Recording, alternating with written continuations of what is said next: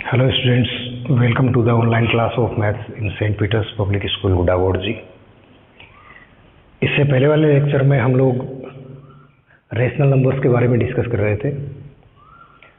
कुछ word problems मैंने आप लोगों को सॉल्व करके बताई थी और अभी एक स्टूडेंट ने पूछा कि इसी एक्सरसाइज का 12th क्वेश्चन जो है वो उसको समझ में नहीं आया है या उसका आंसर नहीं आया है। तो मैं पहले 12th क्वेश्चन जो है वो सोल्व करवा देता हूँ इसी एक्सरसाइज का। 11th क्वेश्चन मैंने करवाया था। सो 12th क्वेश्चन क्या कह रहा है, देखते हैं।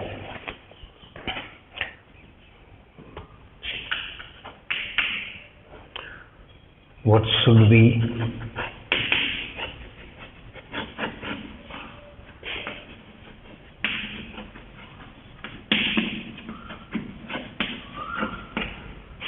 subtracted from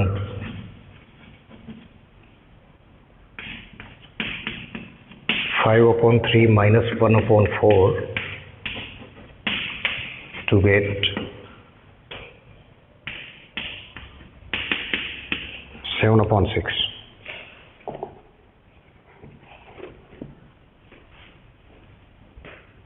सो क्लास, इस क्वेश्चन में हमारे से पूछ रहा है what should be subtracted from 5/3 minus 1/4 together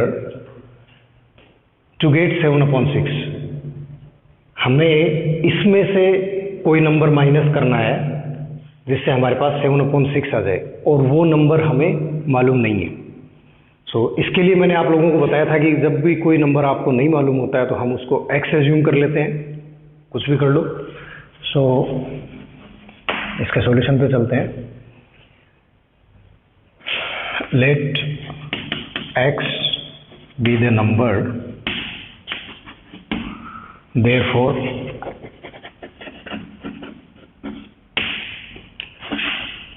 as per the question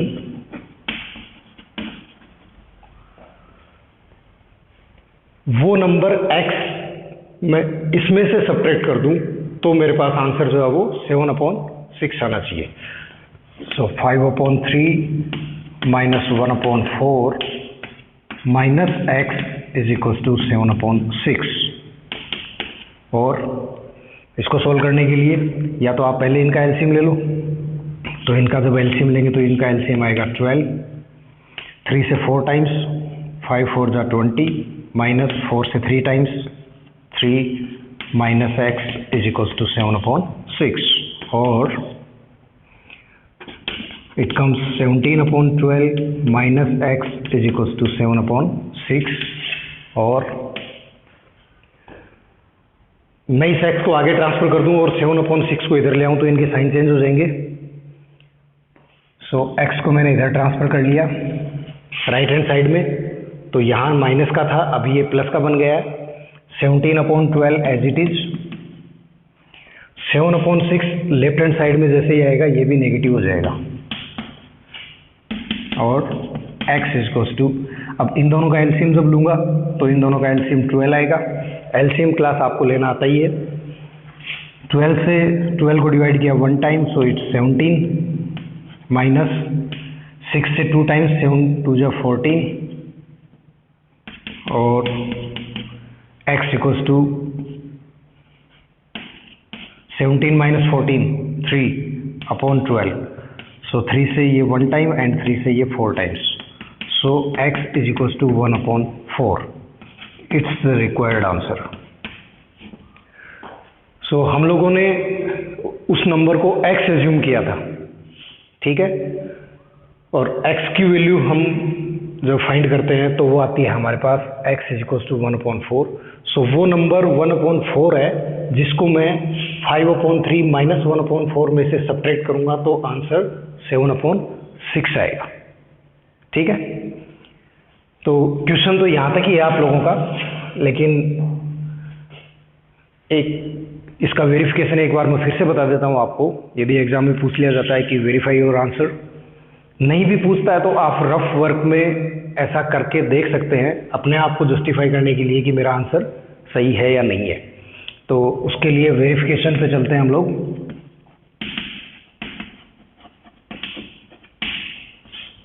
और वेरिफिकेशन के लिए फिर से हम जो इनिशियल स्टेप था उसका लेफ्ट हैंड साइड सोल्व करेंगे, खाली यहाँ तक का। लेफ्ट हैंड साइड में मैं x की वैल्यू 1/4 पुट करूँगा और इसको सोल्व करने पे मेरे पास आंसर आ जाना चाहिए 7/6। So let's start. 5/3 माइनस 1/4 और x की वैल्यू आई है 1/4, जिसको मैं सेपरेट कर दूँ, सो -1/4।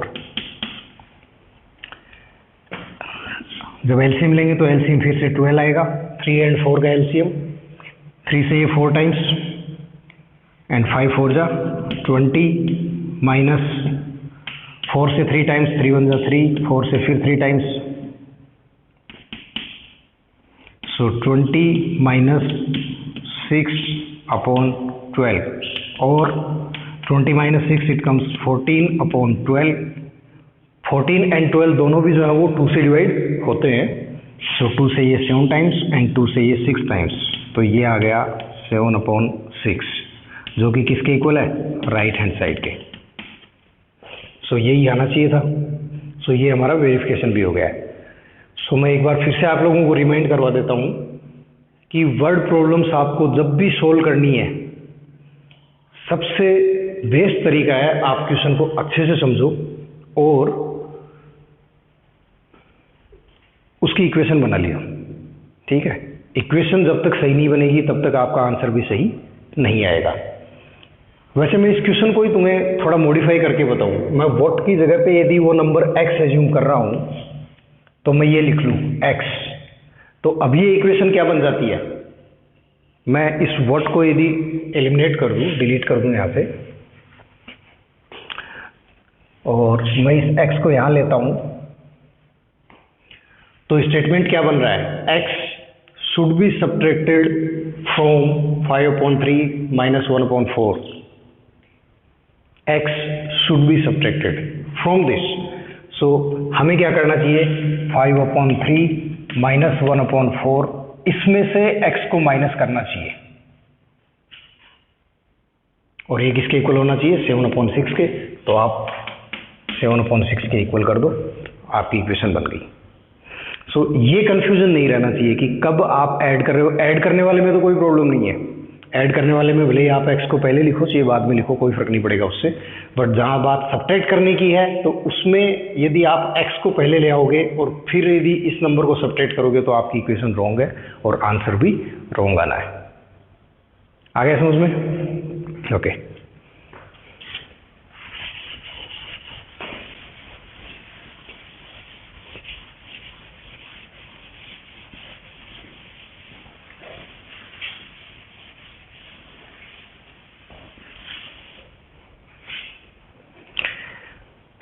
इसके बाद की जो प्रॉब्लम्स थी वो मैंने करवा दी थी और कुछ एक दो प्रॉब्लम मैंने आप लोगों के लिए छोड़ी भी थी, होपफुली आप लोगों ने कर भी लिया होगा।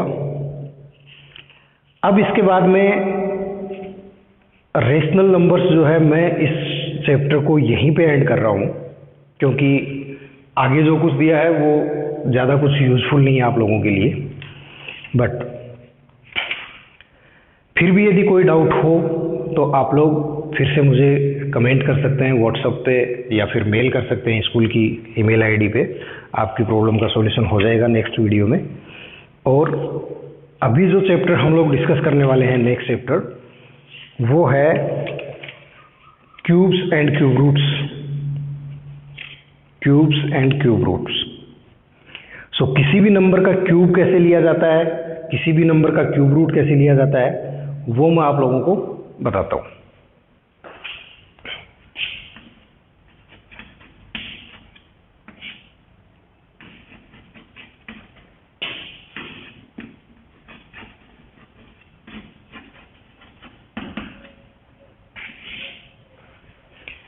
Cubes and cube roots. इससे पहले आप लोगों ने स्क्वायर एंड स्क्वायर रूट पढ़ा होगा। किसी भी नंबर का स्क्वायर लेने के लिए हम लोग क्या करते हैं, फिर से रिकॉल करते हैं हम लोग एक बार।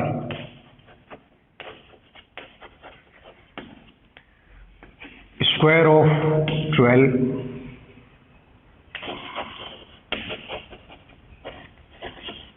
स्क्वायर ऑफ √12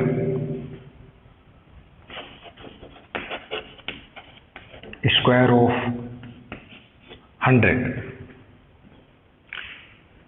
देखिए, किसी भी नंबर का स्क्वायर लेने के लिए हमें क्या करना होता है, उस नंबर को उसी से मल्टीप्लाई करना होता है, उस नंबर को उसी नंबर से मल्टीप्लाई करना होता है। तो यहां लिख रहा है स्क्वायर ऑफ 12, इसका मीनिंग ये हुआ 12 शुड बी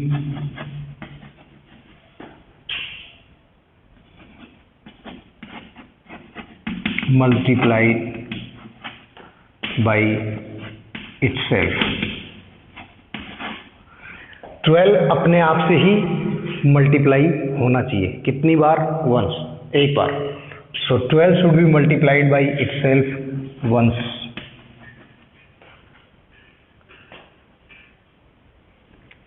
जिसको मैं लिख सकता हूं 12 है, 12 एक बार मल्टीप्लाई होना चाहिए, किससे? अपने आप से। ठीक है, 12 जो है अपने आप से मल्टीप्लाई होना चाहिए, कितनी बार होना चाहिए? एक बार होना चाहिए, वो हमने किया। सो इसको मल्टीप्लाई करने पे हमारे पास आंसर आता है 144।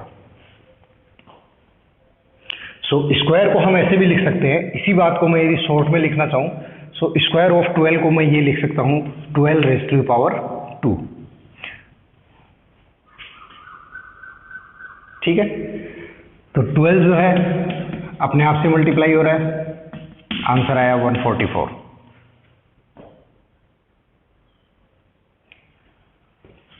स्क्वायर रूट ऑफ 12,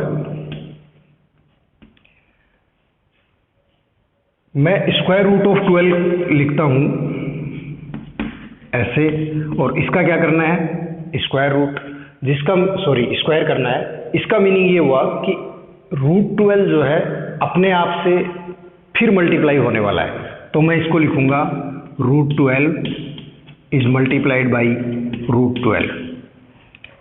जैसे ही मैंने इसको इससे मल्टीप्लाई किया तो इसका स्क्वायर रूट जो है वो एलिमिनेट हो जाएगा और आंसर आपके पास आएगा ओनली 12। पावर्स में 7th क्लास में आप लोगों ने पढ़ा होगा। अब ये सोच रहे होंगे कि ये कहाँ गया, मैंने ऐसा क्यों नहीं किया। देखिए, एक आइडेंटिटी आपने पावर्स में पढ़ी होगी, a⁻m यदि ऐसा दिया है और उसकी पावर n है, if a⁻m is mounted by n, तो हम उसको कैसे लिखते हैं? a⁻m into n। दोनों भी पावर्स आपस में क्या होती हैं? मल्टीप्लाई होती हैं। सो यहां से हम देखते हैं, ये जो पावर दी है आपको, इस √12 को मैं यूं लिख सकता हूं 12⁻1/2। हम स्क्वायर रूट को ऐसे लिख सकते हैं पावर में, और इसकी होल पावर कितनी है? 2। तो अब क्या करना होगा?